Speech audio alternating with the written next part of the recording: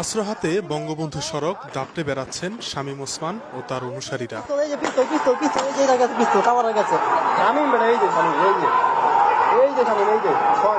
সম্প্রতি এমন একটি ভিডিও সামাজিক যোগাযোগ মাধ্যমে ভাইরাল হয়েছে।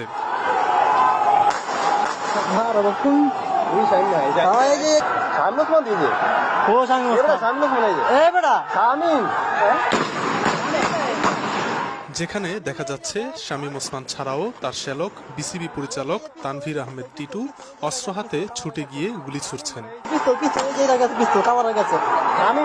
পেছন থেকে আরো কয়েকজন অনুসারী গুলি ছুড়তে ছুড়তে সামনে এগোচ্ছেন।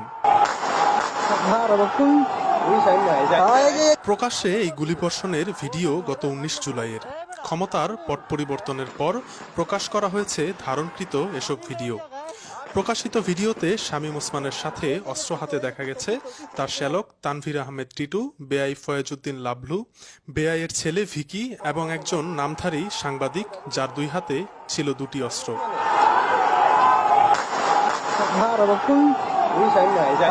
গত 19 জুলাই দুপুর থেকে সন্ধ্যা পর্যন্ত দফায় দফায় চাষারা থেকে মণ্ডলপাড়া পর্যন্ত মহড়া দেয় শামীম ওসমান ও তার বাহিনী।